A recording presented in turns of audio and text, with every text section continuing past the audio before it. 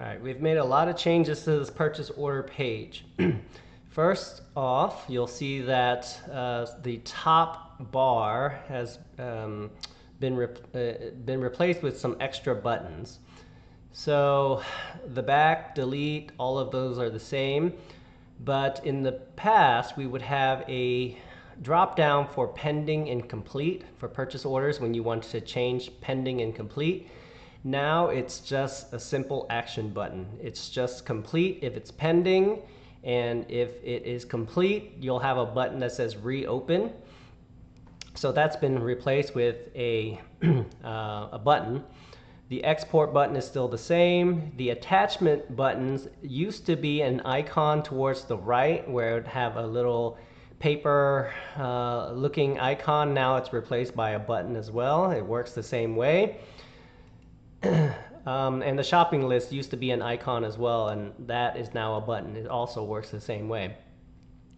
Going down towards the bottom, everything stays the same, nothing different here.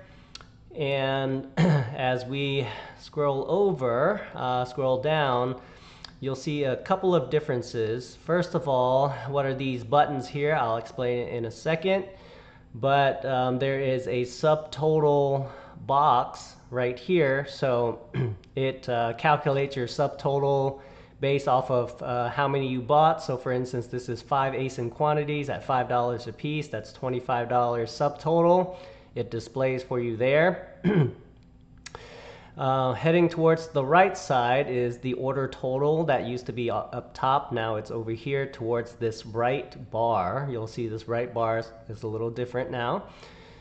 So the total order total is displayed up here. The order subtotal is below it, and the order subtotal is just the subtotal of the units itself. That's what the order subtotal is. The tax button used to be a checkbox right here. That has moved down to here. It's no longer a checkbox. It's a toggle to turn it on and off. This tax rate will allow you to define your default tax rate. So this gear icon will take you to the settings page right here where you can define your default tax rate. So I can put in 8.25. Then every time I open a new purchase order, it will default to 8.25 tax rate. Now that's just the default. You are welcome to change it to whatever you want on here. But that's the default that shows up. You can change it to any number that you like. Below that, it would show your sales tax subtotal. So what did you pay in total for sales tax?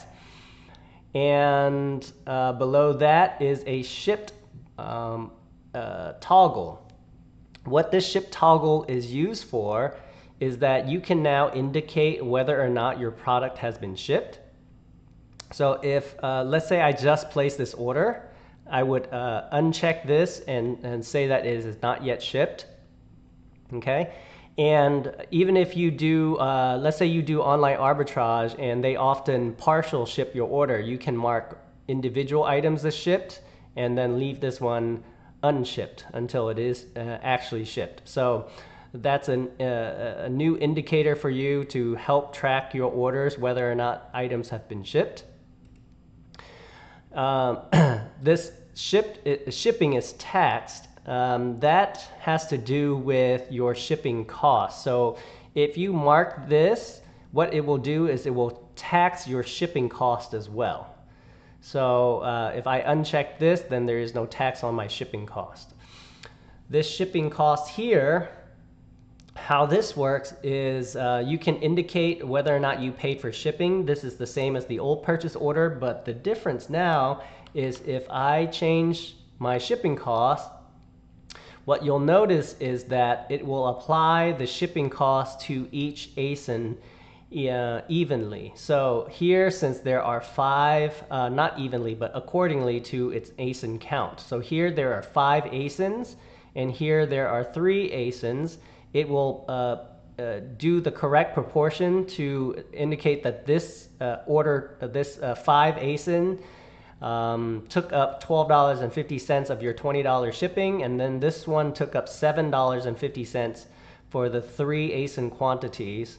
That's worth $7.50. And as you add more ASINs, more ASINs to this purchase order, it will change these numbers and divide them evenly according to how many ASIN quantities are applied to that particular ASIN. So it puts it there appropriately.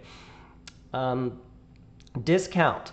So you can mark whether or not you got any kind of discount for your orders.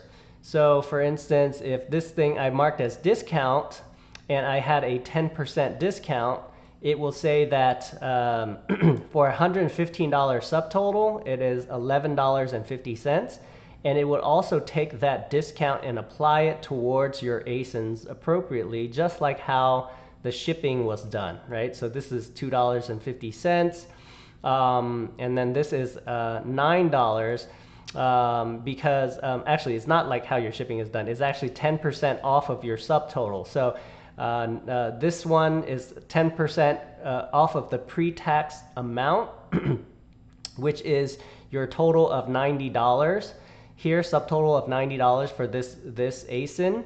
Then it takes 10% off of the $90, which is $9. That's your discount. So below you'll see, and you can also turn the discount on and off individually. So what if I have a sale that's 10% off, but it is only on qualifying items? Maybe this item is 10%, but then this item isn't, right? So it then took the discount off of this item, but left the discount alone on this item. So you can control it individually as well. On post-tax discount, so what is pre-tax discount and post-tax discount? Pre-tax discount is for the discount before tax is applied. So here, $90, 10% off is $9. But if I were to put 10% here on the post-tax discount, then it's $9.74 because this, it adds the tax to this product, and that becomes $97.43. 10% of that is $9.74. So that is a post-tax discount. The question is, when would you ever use this post-tax discount?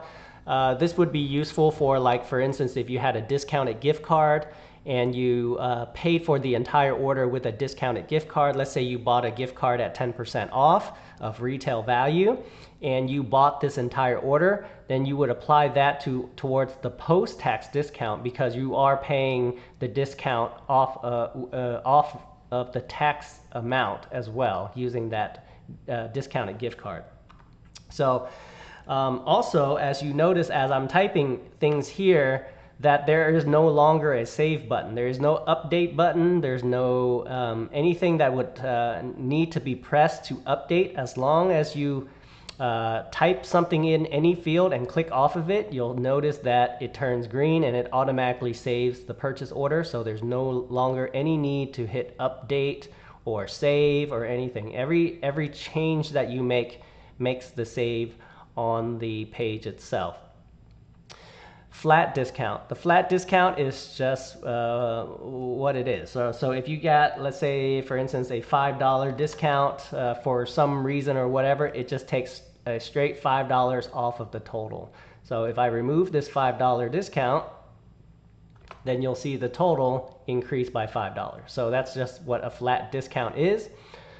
Card use, this is just a note field essentially where you can indicate what card you use. You can type whatever you want in here. Email use is the same. You can type in what email you use to place this order so that if you need to track it back down, you know what email it was sent to. Cashback source, another note field. You can type this in so that later when we write a report, we can say, okay, here are all of your cashback, and here are the amounts. Here's the purchase order, and here's where the site that should be paying you the cash back. We can write a report on that. And then this should be a number, so cashback percentage. You can put in any kind of cashback percentage you would have received for this order. Now, once you have finish this and did all of these adjustments, the next difference is this complete button. When you hit the complete button, what this allows you to do is to go in and confirm before the cost is being written to the system. So before it writes this cost to the system, what it will allow you to do is to finalize any charges. So if there are, you change your mind, I didn't pay tax on this, you can click it off, and you see that the $7.41 removed the 41 cents in tax. You can do that with shipping as well. You can turn it on and off. The discount, you can do the same thing, turn that on and off.